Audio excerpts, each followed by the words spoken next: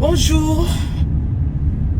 Bonjour, je sors de ma réserve pour parler à deux petites sœurs.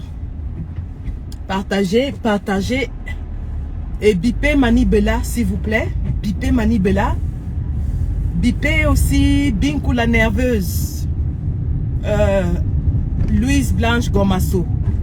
Mes deux petites sœurs. Bipez-les. J'ai à parler très vite fait. Je m'en vais au travail. Mais je vais m'adresser à ces deux petites sœurs vite fait. Vous savez que dans ces réseaux, dans ce combat, je suis quelqu'un qui a toujours su défendre ceux que j'estimais être faibles. J'ai toujours défendu ceux qui étaient attaqués injustement. J'ai pris des coups dans ce combat pour ceux que je défendais. Vous le savez. Vous savez que je suis quelqu'un je suis une femme opinionnée. Vous savez que je n'ai pas peur de me lever lorsque c'est juste de se lever. Alors si je prends la parole aujourd'hui et que je sors de ma réserve, c'est parce qu'en fait j'ai entendu parler de cette histoire d'albinisme et tout, mais je ne savais pas de quoi il s'agissait. Je ne savais pas de quoi il s'agissait. Alors cet après-midi, je suis tombée sur le post original de Manibela. Je ne sais pas, et je répète, je ne sais pas ce que Binkou lui a dit. Mais nous tous, nous savons que Binkou Ngomasso fait dans la satire. Nous savons tous que Ngomasso fait dans la satire. Alors, j'ai lu la réponse de Manibela à Louise Blanche Ngomasso, que je salue d'ailleurs, je salue toutes les deux, ce sont des petites sœurs que je respecte. Mais la réponse de Manibela a suscité un peu de colère en moi. Ça, je vais être honnête avec vous. Hein. Pourquoi? Parce que cette réponse est vicieuse, elle est méchante, elle est pleine de haine. Moi, je suis infirmière et lorsque je fais mon métier, j'ai le devoir de traiter tout le monde, y compris les criminels, les pédophiles, des gens que en temps normal, j'étranglerais. Mais j'ai le devoir de les soigner, de leur apporter des soins. Le métier que j'exerce est régi par un certain nombre de lois, parmi lesquelles le devoir de ne jamais faire du mal à un patient, si ce n'est pour lui faire du bien. Ça veut dire que lorsque je vous injecte, la piqûre de la seringue vous fait mal, mais c'est pour vous soigner. Une autre des lois qui régit le métier que je fais, c'est aussi l'égalité et la diversité. L'égalité et la diversité, ça veut dire que tous mes patients sont égaux dans mes soins. N'oublions pas que nos sociétés en général, et je dis bien nos sociétés, y compris au Cameroun, sont réglementées par un certain nombre de lois nationales et internationales dont tous les pays ont ratifié afin que nous puissions vivre dans des sociétés civilisées. Parmi ces lois, la première et la mère de toutes les lois, c'est la Déclaration universelle des droits de l'homme. Et je pense que Manibela, qui m'a l'air un peu avertie parce qu'elle a fait une recherche Google sur l'albinisme, Manibela devrait être avertie et informée au courant de la Déclaration universelle des droits de l'homme, qui dit que tous les hommes sont nés égaux sous la loi. Manibela devrait aussi être au courant, elle qui vit en France et où elle bénéficie des avantages de la société n'étant pas caucasienne de peau. Manibela devrait aussi savoir, en tant que personne vivant en France, de la loi sur l'égalité. D'ailleurs, l'emblème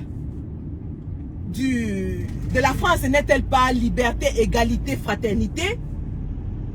Ben oui, tu vis dans un pays où on te met l'égalité comme pilier de la société. Et tu te permets d'attaquer une femme comme toi sur un caractère non changeable de sa personne. Alors je vais vous expliquer un tout petit peu avant que je n'avance. Un tout petit peu. Sur quoi est basée la loi sur l'égalité. La loi sur l'égalité, par exemple ici au UK, est basée sur le fait qu'on ne devrait discriminer personne sur la base de caractères non changeables, inchangeables de sa personne. Quels sont ces caractères inchangeables de la personne, de la personnalité d'un être humain? Il y a l'âge, il y a le sexe, c'est-à-dire homme ou femme, il y a la couleur de peau, il y a l'infirmité, ça veut dire lorsque quelqu'un est infirme, ce n'est pas quelque chose qui peut changer. L'incapacité physique ou mentale, on ne la choisit pas et on ne peut pas la changer. Et parmi toutes ces caractéristiques non changeables des êtres humains, pour lesquels on ne devrait jamais discriminer un être humain, ici par exemple on a ajouté l'orientation sexuelle. Ça veut dire que je ne peux pas discriminer, refuser des soins à quelqu'un parce qu'il est gay ou hétérosexuel ou je ne sais plus quoi.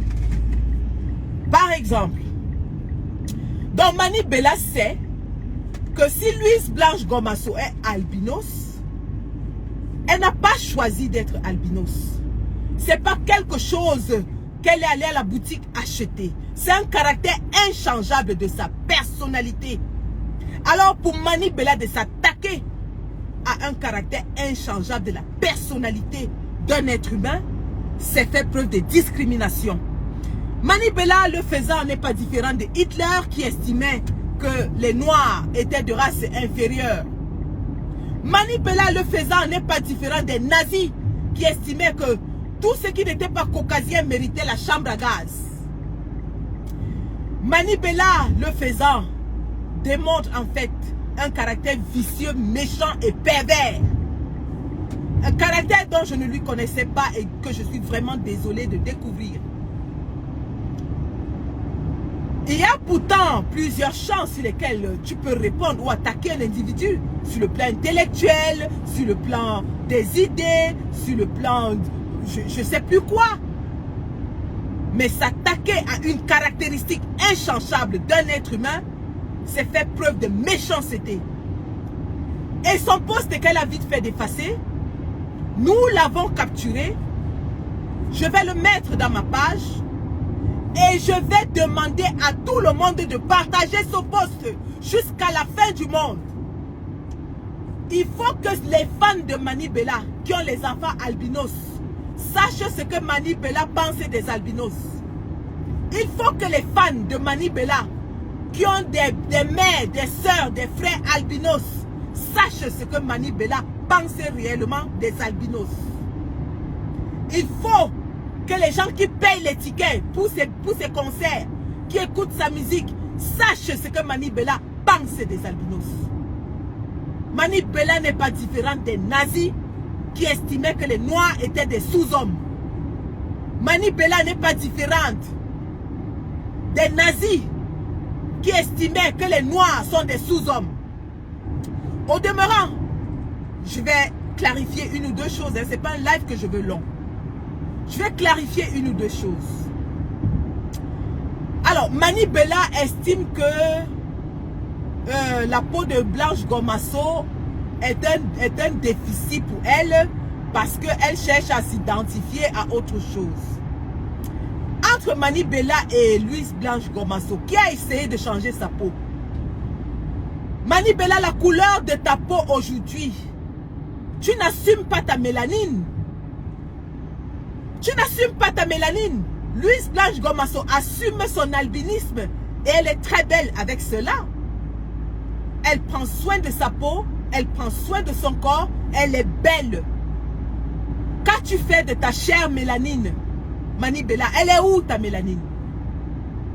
N'es-tu pas aujourd'hui un être entre le noir et le blanc, entre la brave, la belle femme chocolatée africaine que tu étais et la femme complètement dévisagée que tu es devenue.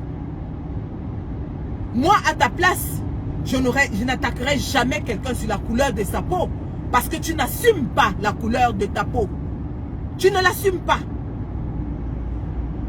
De deux, Louise Blanche Gomasso a ce qu'on appelle une identité. Elle a ce qu'on appelle une identité. Je vis aujourd'hui dans un pays européen caucasien. Je suis classifiée dans tous mes dossiers comme de race noire africaine. Ça, c'est mon identité et je l'assume. Je ne changerai jamais qui je suis parce que je suis fière de mes origines. Alors, Louise Blanche Gomasso, elle est albinos africaine et elle assume. Si jamais cette race existe, encore, en France où tu vis, regarde dans tes dossiers s'il y a une classification de race appelée albinos. Et si elle existe, sache que même parmi les Caucasiens, il y a des albinos. Même parmi les Européens, il y a des albinos. Et je peux t'en montrer. Louise Blanche Gomasso a une identité dont elle est fière. Toi, tu n'assumes pas ton identité. Tu veux devenir quelqu'un que tu n'es pas. Tu as blanchi, javelisé la couleur de ta peau parce que tu n'assumes pas qui tu es. De un. Donc, Louise Blanche Gomasso a une identité qui lui est propre, qu'elle assume et qu'elle aime. De deux, sur le plan de l'intellect, sur le plan de l'apport, Louise Blanche Gomasso est bien au-dessus. Je suis désolée de te le dire. Elle peut rigoler comme elle rigole. Elle peut faire de la satire comme elle le fait. D'ailleurs, mérite à elle. Parce que, avec tout ce qui se passe dans la toile, et comme tu as dit, elle se cherche une place au soleil. Elle se cherche une place dans la toile. Elle a trouvé un créneau qui lui va très bien et qui est unique. Ça, c'est de la créativité. Ça, c'est de l'inventivité. Ça, c'est de l'art. C'est de l'art. Louise Blanche Gomasso est une artiste à sa façon. Alors, je suis désolée, elle a déjà sa place au soleil. Parce que toi, une artiste internationale, tu as pris toute une tribune pour lui adresser des mots hyper méchants et vicieux. Tu aurais pu garder le silence, par exemple, que ça t'aurait élevé et honoré. Tu aurais pu lui répondre plus gentiment, comme j'avais répondu à Dame Nathalie Koa, que ça t'aurait élevé et honoré. Vous savez, lorsque Nathalie Koa m'a traité de mal baisé, j'aurais pu tomber dans le clash. Mais je lui ai répondu de façon polie. Un, parce que je suis son aîné. Deux, parce que j'estime que malgré tout, Nathalie Koa, c'est une icône de notre société et qu'elle mérite d'être traitée avec respect. Alors, Madame Manibela, nous t'avons accordé le bénéfice du doute lorsque tu t'es excusée face à nos revendications. J'ai été prise de sympathie pour ta personne parce que j'ai apprécié l'humilité dont tu as fait preuve et j'ai apprécié que tu prennes enfin tes responsabilités d'être celle-là qui va porter les douleurs, les problèmes du peuple camerounais. Mais que nenni, depuis ce jour, tu n'as plus jamais fait aucun poste allant dans le sens de l'indignation pour le peuple meurtri. Nous avons compris qu'en fait, tes excuses c'était pour pouvoir performer. Et nous comprenons aujourd'hui qu'en fait, vous êtes complètement détaché de la société dans laquelle vous vivez. Vous êtes complètement détaché des personnes qui achètent vos musiques, qui vous écoutent, qui vous suivent. Vous êtes complètement détaché de la réalité du peuple camerounais. C'est de ça qu'il est question. Lorsqu'aujourd'hui, Mani Bella, tu insultes une albinos, sais-tu combien d'albinos il y a au Cameroun? Toi qui clames haut et fort que tu aimes ton pays, on ne peut pas aimer le Cameroun sans aimer les Camerounais. On ne peut pas aimer le Cameroun sans aimer les Camerounais. Et c'est pour ça que nous, les combattants, nous nous battons parce que nous avons de l'amour pour d'abord les citoyens camerounais, pour la misère que ces gens endurent. Vous pensez que moi aujourd'hui, cadre infirmière, je suis obligée de me battre, de monter, descendre? Non. Je vis bien, mais alors très bien au Royaume-Uni. Mais je me bats parce que j'ai l'amour pour mon peuple qui souffre, qui est écrasé, qui est piétiné par la dictature opprimante, oppressante, cruelle de M. Biya, dont vous avez peur de dénoncer. Nous vous avons accordé du crédit parce que vous nous avez dit, vous n'avez jamais chanté pour le dictateur, vous n'avez jamais chanté des louanges à son nom. Mais lorsque vous refusez de dénoncer les méfaits de ce gouvernement, ça veut dire que vous prenez effet et cause pour ce gouvernement. Et ça veut dire, par conséquent, que vous n'avez pas d'amour pour le peuple qui vous soutient, qui vous soulève. Mani Bella, je suis très déçu et c'est le cœur meurtri que je te parle aujourd'hui parce que j'ai eu une autre vision de ta personne. Je ne te connaissais pas avant ton boycott que nous avions programmé. Je ne t'avais jamais parlé, mais j'ai été prise de sympathie pour la femme que tu m'as montrée. Vous savez, on dira tout de moi, j'ai peut-être tous les défauts de la terre. Mais ce que je sais, c'est que je sais me lever pour la justice, l'égalité. Ce que je sais, c'est que je me lève pour les opprimés. Et je défendrai toujours les causes des plus faibles. Les causes de ceux-là qui n'ont pas de voix. Alors, Louise Blanche Gombasso, à elle, je dirais, tu es une personne qui a du caractère. Tu es une femme qui a de la poigne. On peut t'aimer ou ne pas t'aimer. Une chose est sûre, c'est que tu marques ton temps. Je n'ai pas toujours été d'accord avec toi. D'ailleurs, il n'y a que les imbéciles qui sont toujours d'accord. Mais une chose est sûre, c'est que tu es une femme de conviction. Tu es une femme qui montre aux autres qu'on peut réussir étant au Cameroun. Qu'on peut se trouver un chemin étant au Cameroun. Alors, à toi, Louise Blanche Gombasso, je dirais, marche la tête haute. Marche la poitrine bombée. Marche, sois fière de toi. Parce que tu es une femme belle, intelligente. Tu es une femme qui a des convictions, qui a des ambitions. Et tu es une femme qui est un exemple de combativité, de résistance dans ce que tu fais. Rassurez-vous, j'émettrai toujours mon opinion. Personne ne me réduira au silence. Et petite biscotte à ceux et celles qui claironnent matin, midi et soir, seule la mort me sortira de ce combat. Et si ce n'est la mort, c'est la victoire. Parce que je sais que nous gagnerons ce combat. Et croyez-moi, ce combat se gagnera avec moi à la pointe de l'attaque. Je répète, à la pointe de l'attaque. C'est de ça qu'il est question.